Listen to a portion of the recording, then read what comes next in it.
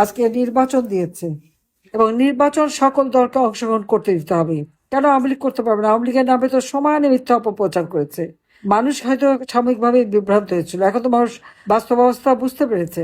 শুধু আওয়ামী লীগ ইলেকশন করলে আওয়ামী লীগ ভোটে জিতে যাবে এই ভয়ে আওয়ামী লীগকে তারা নিষিদ্ধ করেছে, ছাত্রলীগকে নিষিদ্ধ করেছে এবং আওয়ামী লীগকে ইলেকশন করতে দেবে না। তাহলে কিসের গণতন্ত্র আনলো তারা? কিসের মানবাধিকার আর কিসের কি? ইউনূস তো সব থেকে বড় ফ্যাসিবাদ এবং সব থেকে বড় জুলুমবাজ। কারণ সে ক্ষমতা আসার পর থেকে মানুষের মৌলিক অধিকার নাই, বিচার চাওয়ার অধিকার নাই, তাদের খাবার দাবার বাসস্থান নিরাপদে বাড়িতে ঘুমাবে সে ক্ষমতাটুকু নাই।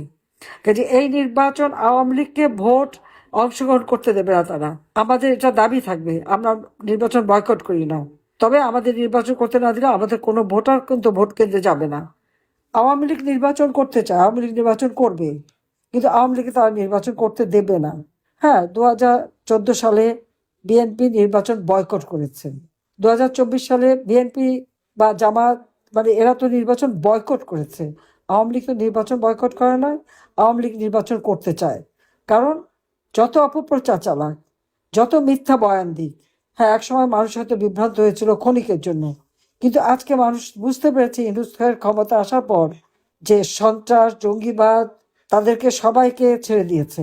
যারা তার সমন্বয়ক উপদেষ্টা বা দল করেছে এরা তো এখন রাতারাতি আঙুল ফুলে কলা গাছ। তা এত সম্পদের মালিক হয়ে গেছে, শত শত হাজার হাজার কোটি টাকার মালিক হয়ে গেছে তারা। ইউনূস নিজেই তো ক্ষমতা এসে মানুষকে কিছু দিতে পারেনি। 6 কোটি মানুষ আজকে দরিদ্র সীমার নিচে চলে গেছে, যেখানে আমি 5 কোটি মানুষকে নিম্নবিত্ত থেকে মধ্যবিত্ত নিয়ে এসেছিলাম। ইউনূসের একেবারে যারা ঘনিষ্ঠ, ইউনূস যাকে নিয়ে 2007 সালে দল করতে গিয়েছিল, সেই ডেইলি স্টারের সম্পাদক মাহফুজ আনাম সেক্রেটারি, ইউনূস প্রেসিডেন্ট, দল করতে গেল ফেল করলো। অথচ সেই প্রথম আলো ডেইলি স্টার সেখানেও আগুন দিল, সাংবাদিকরা আটকা পড়া, চিৎকার।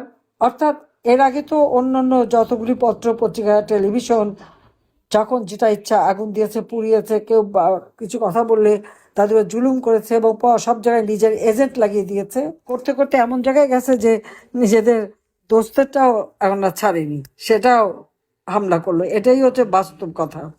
কারণ একবার এই ধরনের অন্যায় করতে করতে সে অন্যায় যে কত দূর যায় এটা বোধহয় সীমা ছাড়িয়ে গেছে তারা।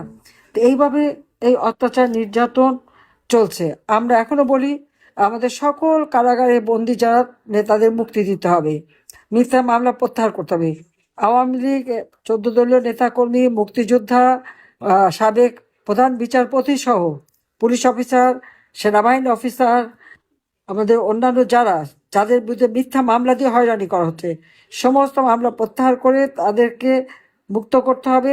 ন্যায় বিচার যাতে হয় সে ব্যবস্থা করতে হবে এবং আওয়ামী লীগের সকল নেতাকর্মী কারাগারে অকথ্য অত্যাচার নির্যাতন চালাচ্ছে, স্লো পয়জন করছে কারাগারের ভিতরে, মানে রিমান্ডের নামে অত্যাচার, আবার কারাগারের ভিতরে ওই আসামিদের দিয়ে নির্যাতন, আমাদের মেয়েদের পর্যন্ত নির্যাতন।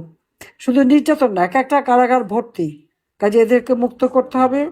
এখনো তাদের উপরে জুলুম অত্যাচার, এমনকি সংখ্যালঘুদের উপরে অত্যাচার। তাদেরকে নাকি ভোট দিতে হবে। কেন? যার ভোট দেওয়ার, আমার ভোট আমি দেবো, যাকে খুশি তাকে দেবো, এই স্লোগান তো আমরা দিয়েছি। আর সেই ভোটের অধিকারও এখন তারা কেড়ে নিচ্ছে।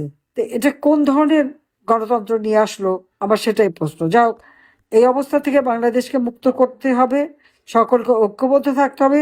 আমি আবারও বলি যে আওয়ামী লীগকে নির্বাচনে অংশগ্রহণ করতে দিতে হবে, এটা আওয়ামী লীগের অধিকার। কারণ আওয়ামী লীগ এদেশ স্বাধীন করেছে, আওয়ামী লীগ এদেশে অর্থনৈতিক মুক্তি এনে দিয়েছে, আওয়ামী লীগই স্বল্পোন্নত দেশ থেকে উন্নয়নশীল দেশের মর্যাদায় বাংলাদেশকে নিয়ে গেছে। ইউনূস সব ধ্বংস করেছে। এই ধ্বংসের হাত থেকে বাঁচাতে একমাত্র আওয়ামী লীগই পারবে, আওয়ামী লীগ ছাড়া আর কোনো দল পারবে না।